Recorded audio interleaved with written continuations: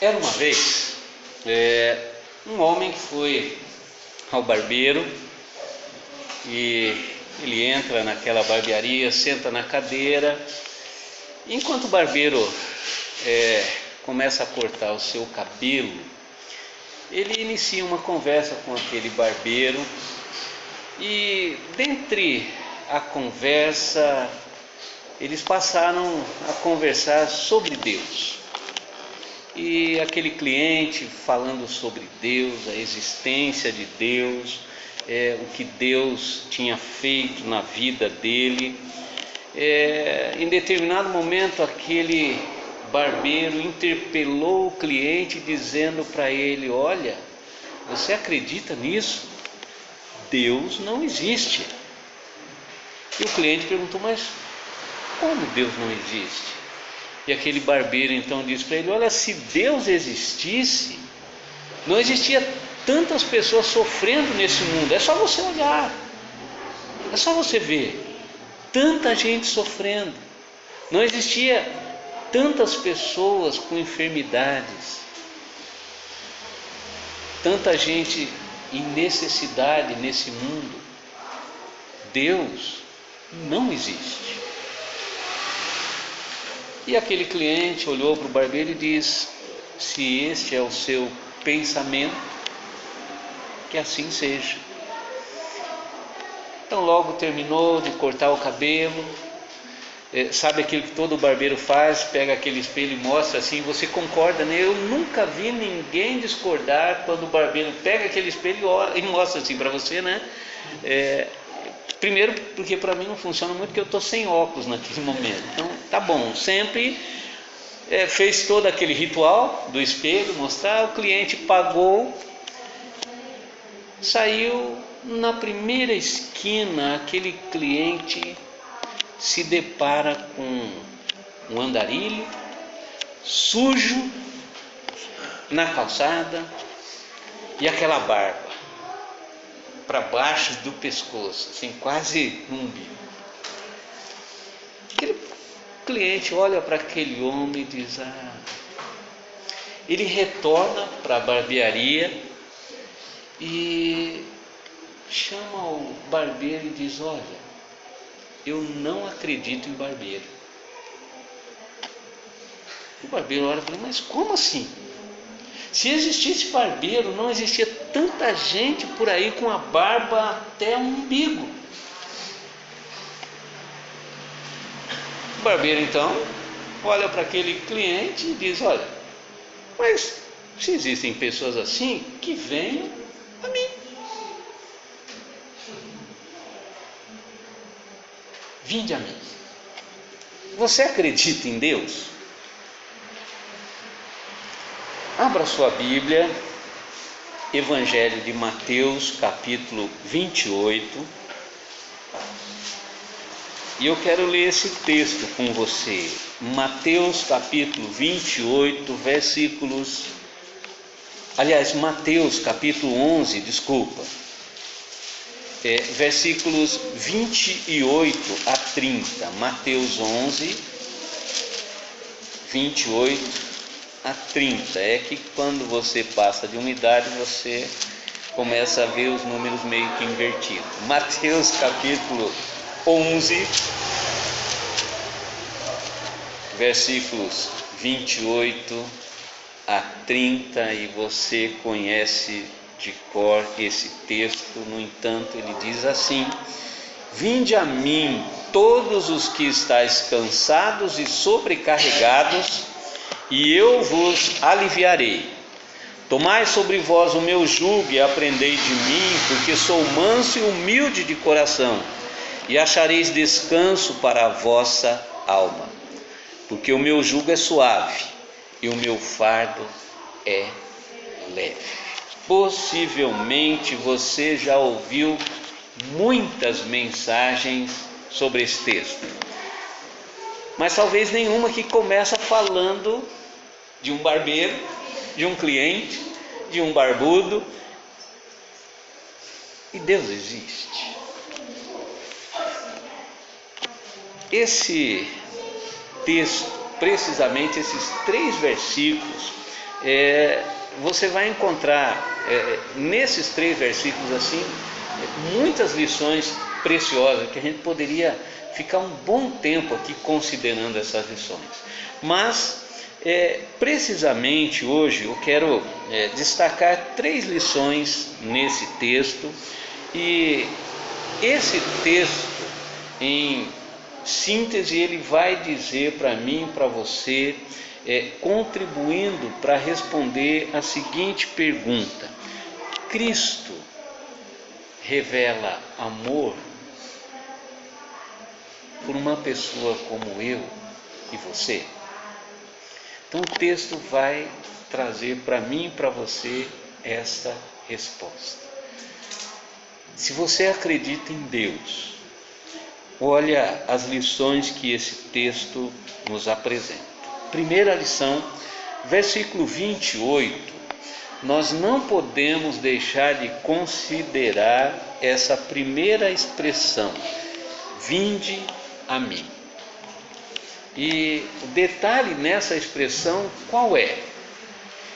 Nós precisamos saber por que ir a Jesus. Ele faz esse convite. E essa indicação aqui no texto, essas primeiras palavras de Jesus, dirigidas não somente simplesmente a um grupo que está aqui ouvindo o que Jesus está dizendo, mas é uma expressão que ela ultrapassa todo o momento histórico e chega exatamente a mim e a você nesta noite. E a primeira palavra que nós ouvimos do texto é: vinde a mim. Por que Jesus faz esse convite? Para nós entendermos todo esse texto, essas 3 palavras têm que ficar bem claras na minha mente, porque senão nada vai ter sentido das lições que nós considerarmos. Por que então que Jesus convida? Vinde a mim. Essa expressão aqui você tem que tomá-la a partir do que o próprio Jesus já havia falado sobre ele mesmo. O que ele revela em João 14,6 é um texto muito conhecido por todos nós.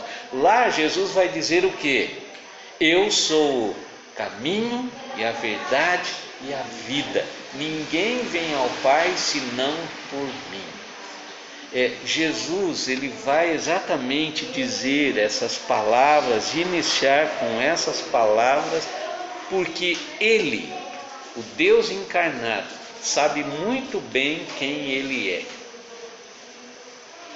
Isso significa que ele começa já dizendo para você: se você for a ele, você nunca na sua vida vai ter decepção pelo fato de ir a ele, porque ele é o único, primeiro, que tem poder para falar isso, primeiro, que tem autoridade para dizer a isso, e mais ainda, ele é o único que faz esse convite, porque ele sabe que se você for a ele, você nunca vai se arrepender. Então, você deve compreender essa primeira expressão de Jesus, quando ele faz esse convite: vinde a mim.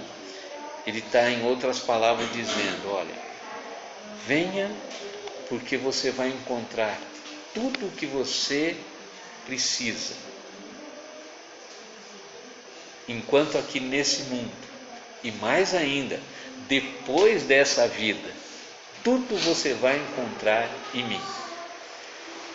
Então, o próprio mestre dizendo: olha, você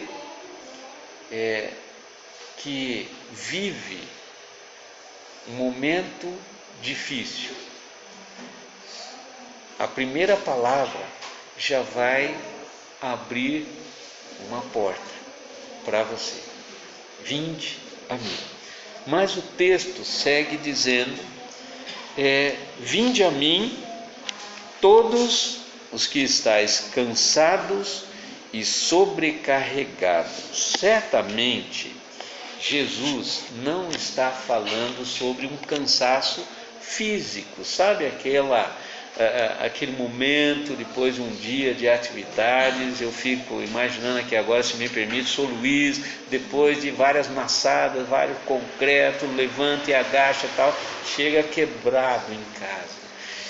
Não é esse cansaço que Jesus está se referindo aqui. Jesus está falando sobre um esgotamento espiritual. E o que nós devemos entender por esse esgotamento espiritual? Canseira espiritual. Nesse momento, Jesus tem como referência um grupo que era um grupo muito supersticioso que vivia aqui nesse momento histórico. Tal era a intenção e as atitudes deles. Quem eram esses grupos? Os famosos escribas e fariseus, que constantemente eles olhavam para o povo, eles orientavam o povo, mas o tipo de orientação e ensinamento que eles passavam para o povo não servia para aliviar o povo, servia para sobrecarregar mais ainda as pessoas. Então, o que Jesus está dizendo aqui é exatamente que naquele momento, e por que não dizer hoje não é diferente, existem muitas pessoas que chegaram num momento da vida que o esgotamento espiritual se tornou tão forte que a pessoa não quer mais saber de Deus. É aquela pessoa que quando você fala, olha, o que você acha de ir lá na igreja, tal, participar com a gente? Abrindo um parênteses aqui, Deus me livre. Igreja? E é exatamente a esses tipos de pessoas vivendo esse desgaste espiritual que Jesus está falando aqui. E Jesus chega até mesmo a ser bem rigoroso nas palavras dele. Se você ler no Evangelho de Mateus, aqui mesmo no capítulo 23, versículo 4, você vai perceber que lá Jesus diz, olha, vocês atam fardos tão pesados sobre os ombros dessas pessoas, que vocês são tão espertos que nem com a ponta do dedo vocês vão querer tirar. Ou seja, vocês existem não para ajudar, mas para prejudicar, para colocar mais fardo além das suas preocupações diárias. E como que isso acontece hoje, nos nossos dias? Um exemplo ao extremo, mas aí depois a gente pode afunilar isso. Você já consultou o horóscopo algum dia? Então, esse é o caminho. Não precisa ficar com vergonha não, gente. Passado, Deus em Cristo já te perdoou. Esse é o caminho. Mas, no entanto, era um caminho mais pernicioso ainda. Por quê? Porque eram religiosos daquela época. Isso significa que você vai perceber que tem muita gente sofrendo hoje por ensinamentos equivocados da palavra de Deus. Leem e naqueles momentos mais difíceis da sua vida, quando você precisa de uma ajuda em buscar algo, vem na sua mente, você vai buscar uma orientação com determinada pessoa, ou você vai a determinada igreja, e lá você ouve muita coisa. E você sai de lá com o seguinte pensamento: se você fizer isso, se você fizer isso, e se você fizer isso, os seus problemas vão deixar de existir. E eu posso aqui, pontuar algumas coisas e depois a gente vai considerar isso, porque dependendo de como você foi ensinado a praticar essas atitudes, é o seu sentimento de quando você não pratica. Exemplo, vir à igreja, dar o dízimo, orar e ler a Bíblia. São 4 coisas assim que só para você ter uma pequena noção, dependendo de como você foi ensinado, infelizmente, é o sentimento de quando você não os pratica. Qual é o seu sentimento quando você não lê a Bíblia?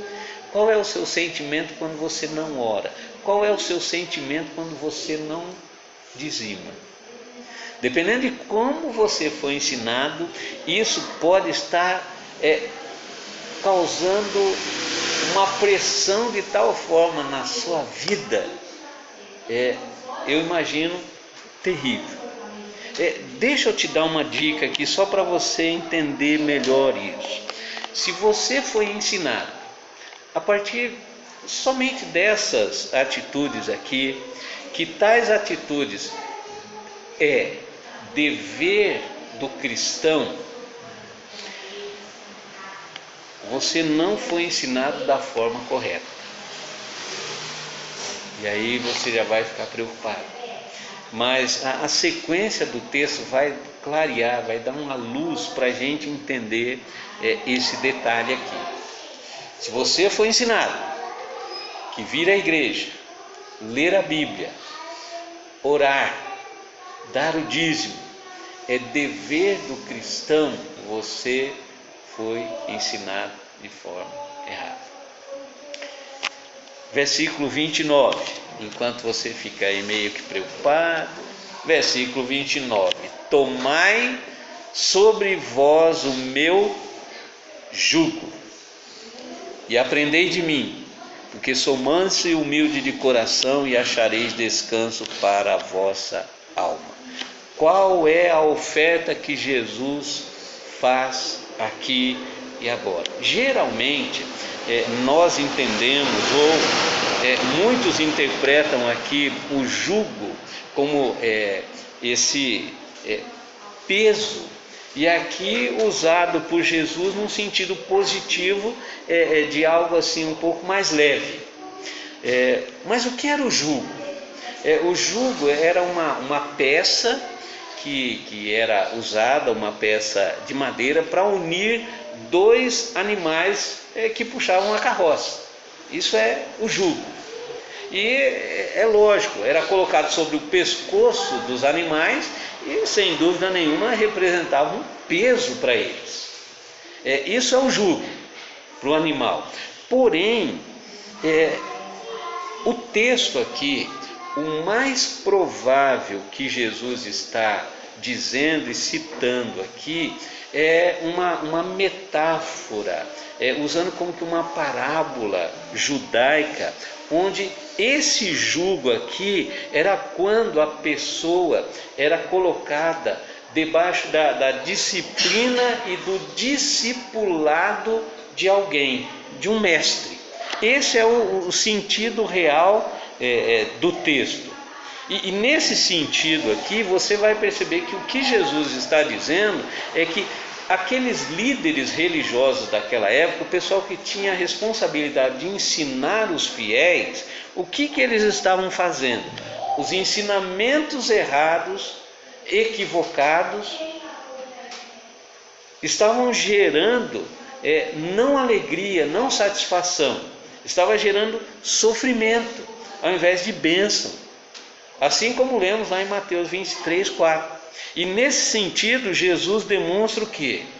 O que Jesus está oferecendo aqui é, percebendo que a instrução era equivocada, estava causando um peso para aquelas pessoas, não alegria, não o que elas estavam buscando e não encontrando. Jesus vai dizer aqui, olha, a minha instrução, ela vai reconectar você a Deus. a minha instrução, o meu ensinamento vai tirar culpa de você, vai restabelecer a paz em você.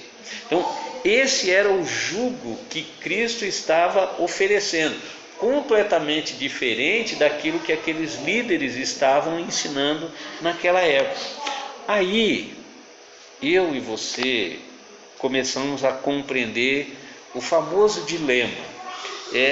As 4 questões aí: ler a Bíblia, ir à igreja, dar o dízimo, orar. Como que nós entendemos isso? Então, se você foi ensinado que é dever do cristão, você foi ensinado de uma forma errada. E talvez, quando você não lê a Bíblia, quando você não ora, quando você não dá o dízimo, e quando você não vem à igreja, você fica tão preocupado, até mesmo dizendo: olha, eu perdi a bênção. Até mesmo preocupado porque, olha, esse mês eu não dei o dízimo e eu vou ser amaldiçoado por Deus por causa disso. Porque se você foi ensinado que é dever do cristão, por que eu digo que você foi ensinado da forma errada? Porque todas essas, vir à igreja, dar o dízimo, orar, ler a Bíblia, entre outras coisas que nós praticamos, nunca deve ser entendida como dever do cristão, mas sim como ordem de Cristo. Ficamos na mesma. Não é dever do cristão. Você tem que entender que isso é ordem de Cristo. Eu não vou à igreja por obrigação. Eu vou porque é ordem de Cristo. Eu não sou dizimista porque eu tenho obrigação. Não, é porque é ordem de Cristo. E quando eu compreendo isso, eu faço porque eu obedeço. Esse é um detalhe importante. Porque, na verdade, a consequência drástica de um ensinamento errado sobre essas questões básicas, ela tem gerado religiosos, não discípulos de Cristo. Esse é um detalhe muito importante que eu e você precisamos pensar e entender no texto. Então você percebe que o religioso ele pensa que quantidade é sinal de espiritualidade. Ou seja, o religioso é aquele que vai vir-se mais à igreja, o religioso é assim, aquele que vai dar o dízimo, o religioso é aquele que vai orar, o religioso é aquele que vai ler a Bíblia. No entanto, o discípulo de Cristo pensa qualidade como obediência à ordem de Cristo. E se você não conseguiu fazer essa diferenciação ainda, perceba uma coisa: a diferença está num detalhe muito interessante. O religioso, quanto mais ele ora, quanto mais ele vem à igreja, quanto mais ele é dizimista, mais ele cresce.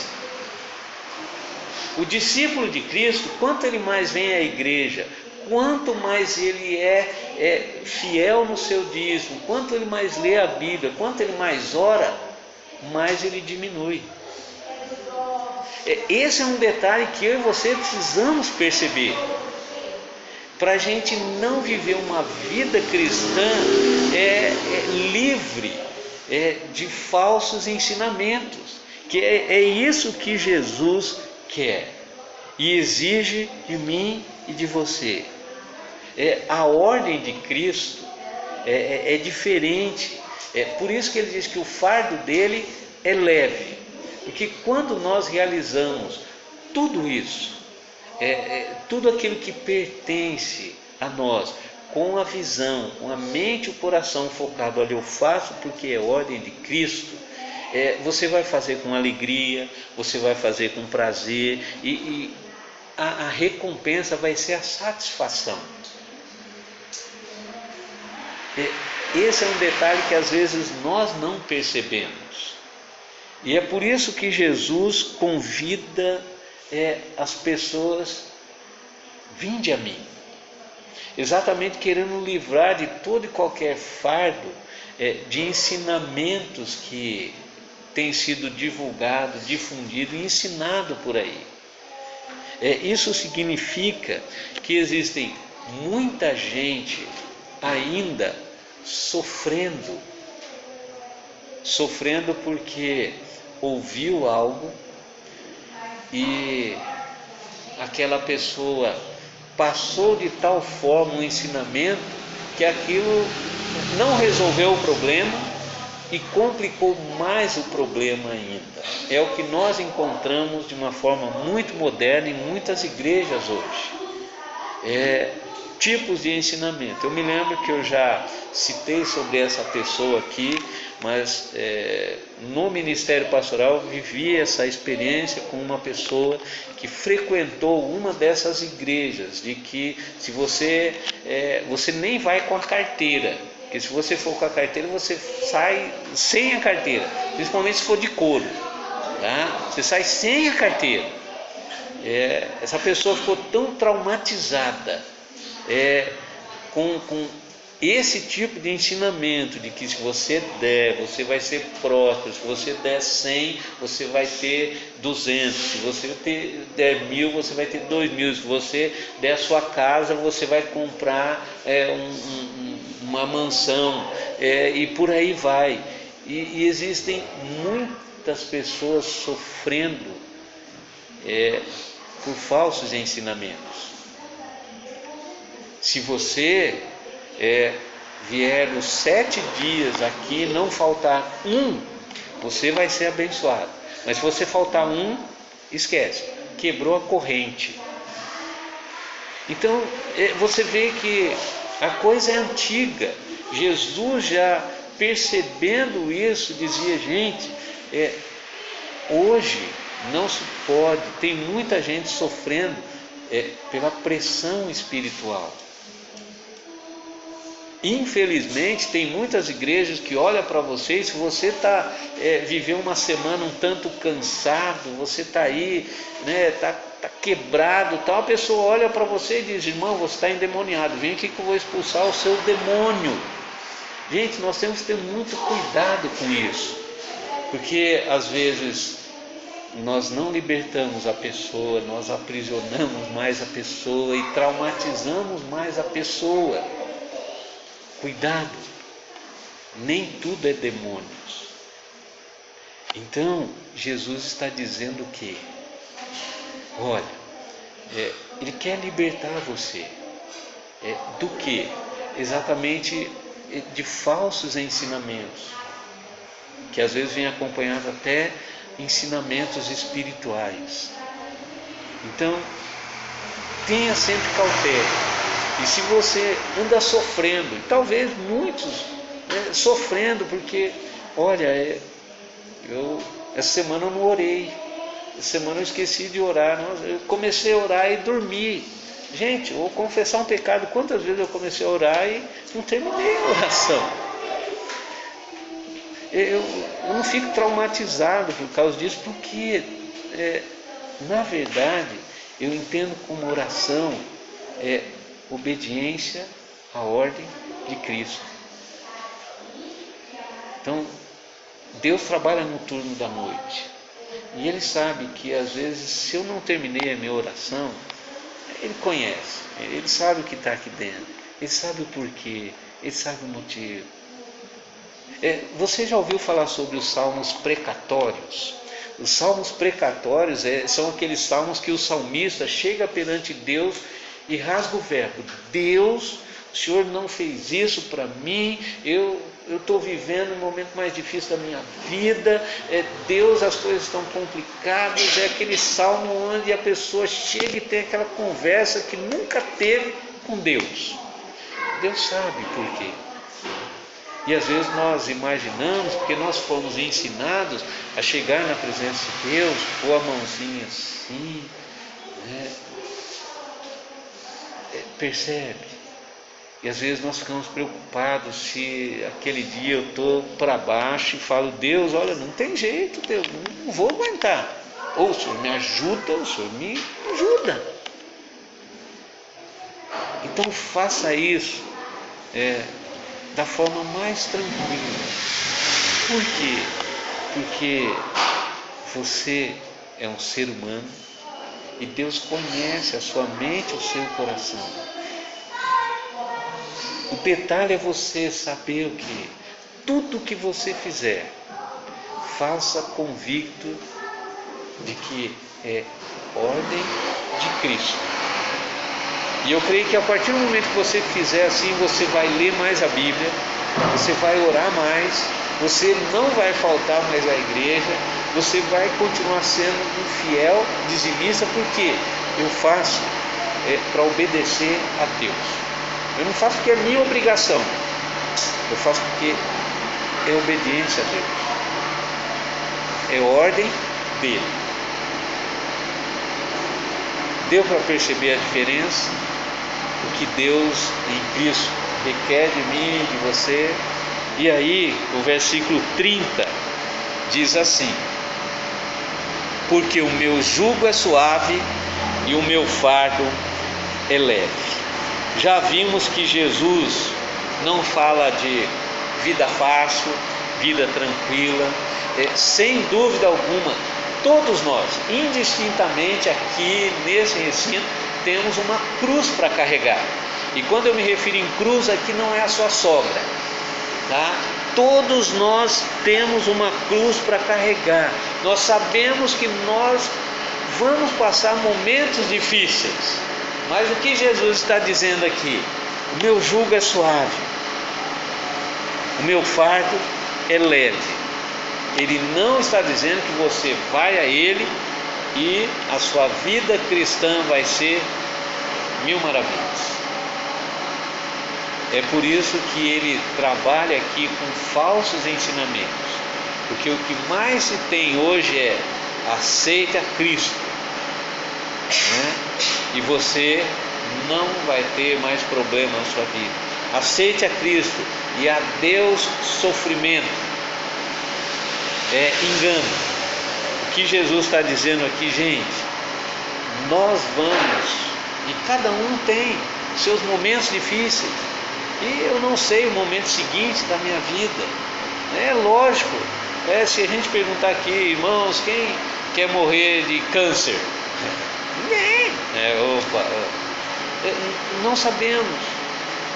Mas e se for essa a vontade de Deus? O que ele diz aqui? O meu jugo é suave, o meu fardo é leve. Independentemente, eu vou continuar com você.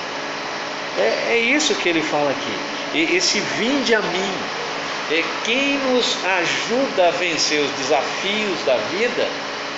É ele, não sou eu.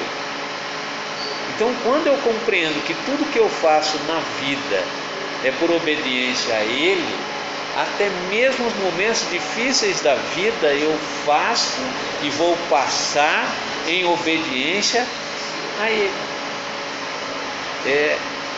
Esse é um detalhe muito importante que eu e você precisamos entender no texto.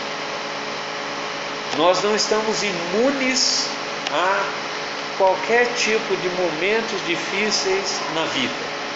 Mas uma coisa a gente tem que ter certeza: se você já está nele, ou se ainda não, se você tomar essa decisão de ir a ele, tudo será em obediência a esse que você foi a ele.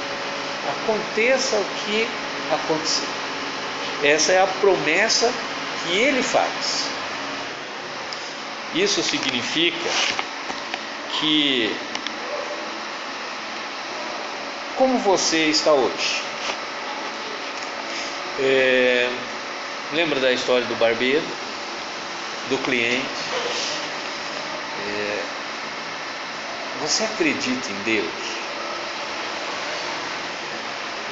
Eu gostaria que você pensasse seriamente nisso. porque acreditar em Deus é exatamente para nós aqui hoje deixar muitas práticas que se tornaram práticas religiosas e a gente passar a práticas espirituais de verdadeira adoração e compreensão à obediência de Deus. Então, às vezes a gente já fez e teve muitas atitudes, compreendendo que eu fiz porque é um dever do cristão. Mas eu gostaria de fazer esse convite para você. Qual é o convite que eu faço? Jesus já te fez esse convite, ir a Ele. Se você entendeu esse ir a Jesus,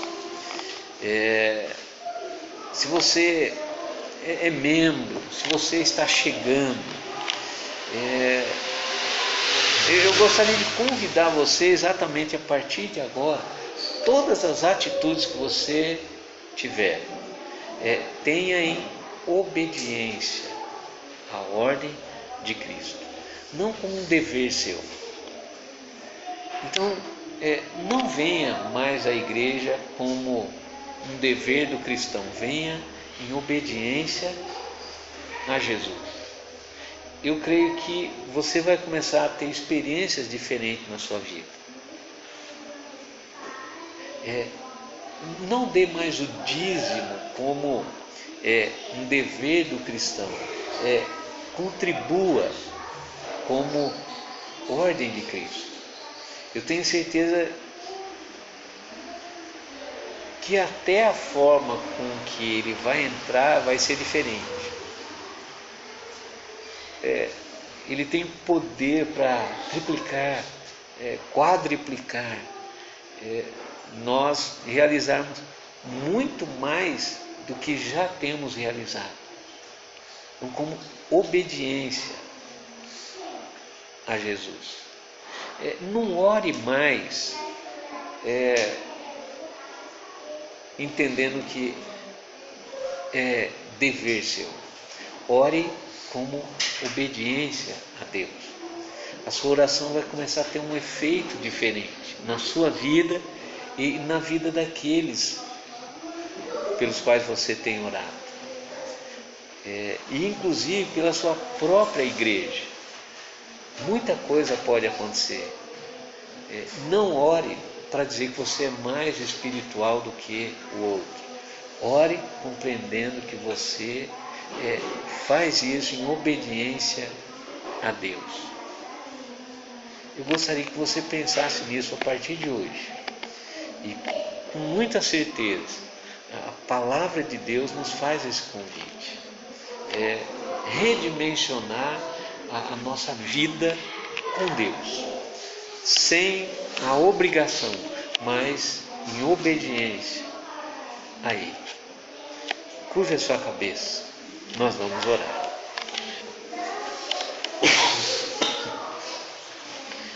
Senhor, nós nos colocamos na Tua presença, depois de tudo que nós ouvimos sobre a Tua palavra. Às vezes nós passamos uma boa parte da nossa vida, da nossa caminhada cristã, fazendo e realizando coisas com o pensamento de que fazemos porque é dever nosso. E às vezes vivemos uma vida, uma caminhada cristã frustrado, preocupados. E a partir da leitura e da exposição da Tua palavra nessa noite, nós pedimos que o Senhor nos ajude a compreender com muita clareza de que todos os nossos feitos, todas as nossas atitudes são realizados em obediência à Tua palavra, ao que o Senhor requer de nós.